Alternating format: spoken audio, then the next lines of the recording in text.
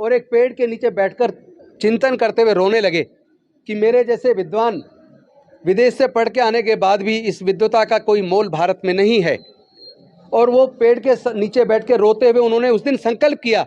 वो दिन था 23 सितंबर 1917। And equality we divorce from fraternity. Without equality, liberty would produce the supremacy of the few over the many. सभी साथियों को नमो बुद्धाय, जय भीम, जय भारत। सबसे पहले तो मैं आप सबको, समस्त देशवासियों को आज संविधान दिवस की शुभकामनाएं देता हूं। 26 नवंबर वो दिन है जिस दिन डॉक्टर बाबा साहेब अम्बेडकर जी ने भारत का संविधान पूरे देश को समर्पित किया और हम सब ने अंगीकार किया। और ये वो स्थल है जहां डॉक्टर बाबा साहेब अम्बेडकर जी ने अपने जीवन के अंतिम वर्ष गुजारे और यहाँ रह के उन्होंने भगवान बुद्ध और उनका धम्म कंप्लीट किया। और ये जो जगह है, इसको डॉक्टर बाबा साहेब अम्बेडकर जी के नाम पर राष्ट्रीय स्मारक बनाने का हमने लंबा आंदोलन किया, लंबी लड़ाई लड़ी। मिस्टर जिंदल ने हमारे खिलाफ दिल्ली हाई कोर्ट में केस भी डाला था। उस कोर्ट के अंदर एक वकील के तौर पर यह केस भी मैंने वहां लड़ा और भारत सरकार को मजबूर किया इस स्थान को डॉक्टर बाबा साहेब अम्बेडकर जी के नाम पर राष्ट्रीय स्मारक बनाने के लिए। जब इसका नक्शा तैयार किया गया, उस वक्त भी हम उस मीटिंग में शामिल हुए और ये खूबसूरत नक्शा आपके सामने है। ये आप देख रहे हैं ऊपर, ये पूरा संविधान एक तरीके से खुला हुआ संविधान है और इस संविधान को आप देखेंगे तो लगेगा जैसे कोई पक्षी। बाबा साहेब अम्बेडकर चाहते थे कि भारत की कृषि की जमीन, भारत के सभी संसाधन, भारत की सभी कंपनियां, इनका सबका राष्ट्रीयकरण होना चाहिए। देश ही भारत की संपदा का, भारत की जमीन का, प्राकृतिक संसाधनों का मालिक होना चाहिए। देश ही भारत की इंडस्ट्रीज का मालिक होना चाहिए। सोच के देखो, अगर भारत के संविधान की मूल भावना के हिसाब से, डॉक्टर बाबा साहेब अम्बेडकर के हिसाब से काम हुआ होता तो आज भारत की इंडस्ट्रीज भारत की होती, आज भारत की सारी खेती की जमीन, सारी प्राकृतिक संपदा भारत की होती। भारत की का मतलब हुआ भारत की जनता की होती, भारत तरक्की करता, भारत की जनता तरक्की करती। संसाधनों पे कुछ चंद लोगों का कब्जा हो गया और देश पिछड़ गया। आइए, मैं आप सबको संविधान दिवस की न केवल शुभकामनाएं देता हूँ, बल्कि आज संविधान दिवस के माध्यम से भारत की सरकार को और सारी राज्य सरकारों को ये याद दिलाता हूँ, जब आप निजीकरण करते हैं तो चीजें निजी हो जाती हैं, लेकिन जब आप राष्ट्रीयकरण करते हैं तो देश मजबूत हो जाता है। आइए, डॉक्टर बाबा साहेब अम्बेडकर के राष्ट्रीय स्मारक में साथ चलते हैं और वहाँ नमन करते हैं बाबा साहेब को और ये संकल्प लेते हैं कि हम सब मिल के बाबा साहेब के सपनों का भारत बनाएंगे। चलिए।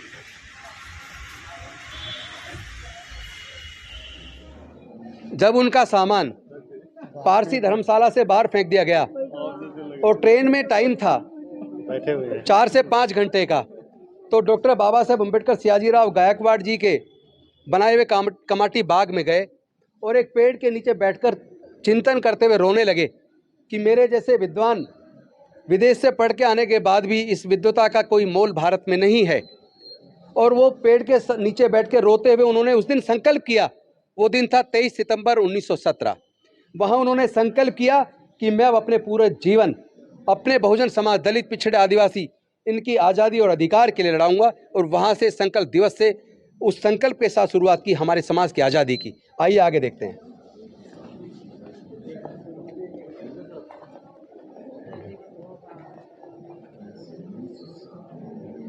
ये देखिए भारत की संविधान की प्रस्तावना, जिसके अंदर पूरा संविधान समाया हुआ है।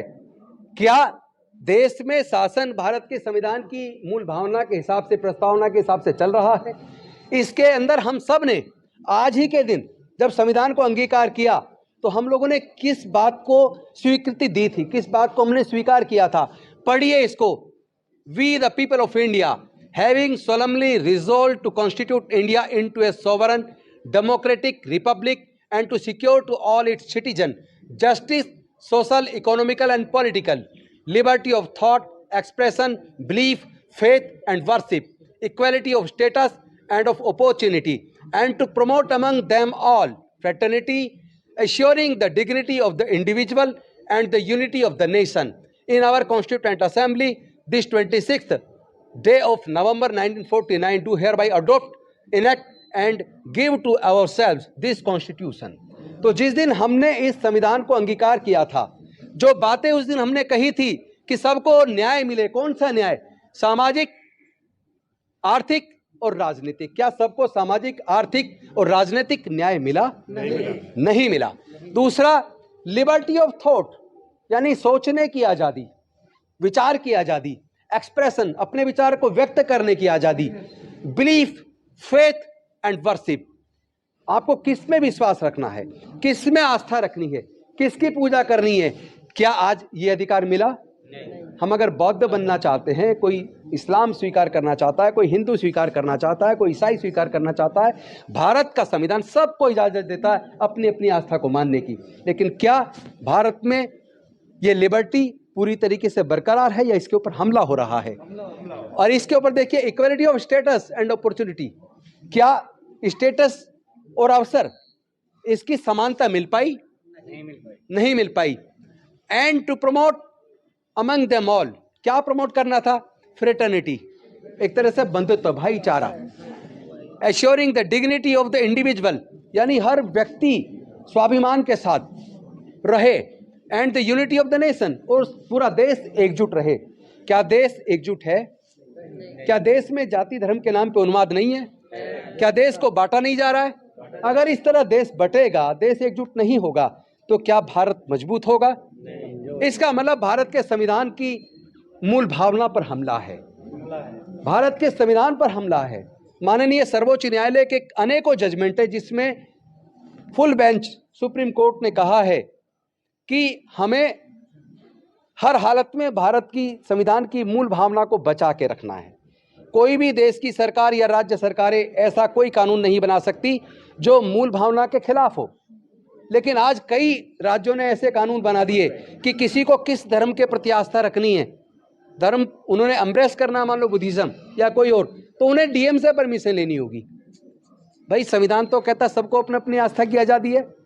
फिर ये जो राज्य सरकारें कानून बना रही हैं, जबकि माननीय सर्वोच्च न्यायालय का जजमेंट है कि कोई भी स्टेट गवर्नमेंट ऐसा कोई कानून नहीं बना सकती जो हमारे भारत के संविधान को ओवरराइड करे, लेकिन ऐसा हो रहा है।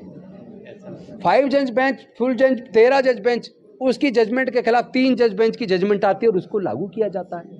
हम किस दिशा में जा रहे हैं, भारत किस दिशा में जा रहा है, इस पर हमें सोचना होगा। आइए आगे बढ़ते हैं।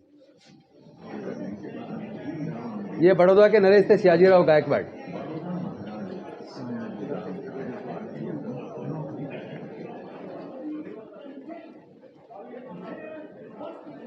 बाबा साहेब ने 4 अखबार निकाले, जिसमें मूकनायक, समता, जनता, प्रबुद्ध भारत, बहिष्कृत भारत।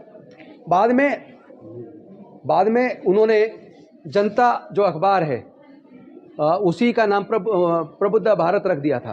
तो ये 4 अखबार डॉक्टर बाबा साहेब अम्बेडकर जी ने निकाले थे अपने जीवन में। Round table conference and communal award, इसको पढ़ना जानना बेहद जरूरी है कि इसी ने राउंड टेबल कॉन्फ्रेंस के माध्यम से जो 1930, 31, 32 में लंदन में हुई, उसी के माध्यम से डॉक्टर बाबा साहेब अम्बेडकर जी ने हमारे अधिकार सुनिश्चित किए। कम्युनल अवार्ड आया, जिसके खिलाफ गांधी जी अनशन पर बैठ गए, जो हमारे अधिकार ना मिल पाए उसके लिए।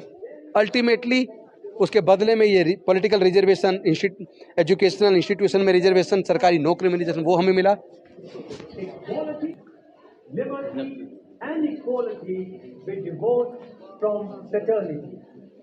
Without equality, liberty would produce the supremacy of the few over the many. जब लिखोगे अशोक के प्रशासन के बारे में तो आपको ज्यादा नंबर मिलेंगे। प्रोफेसर ज्यादा जानती होंगी, सॉरी। जय भीम, जय भीम। तो आपको लिखना भी सीखना पड़ेगा और उसके लिए पढ़ना पड़ेगा। तो ज्ञान से ही दुनिया आगे बढ़ेगी, और जो देश आगे बढ़े वो भी ज्ञान से बढ़े हैं। जरूर सोचिएगा, ठीक है। Thank you very much. Okay, bye, शुक्रिया। Thank you madam. जय हिंद।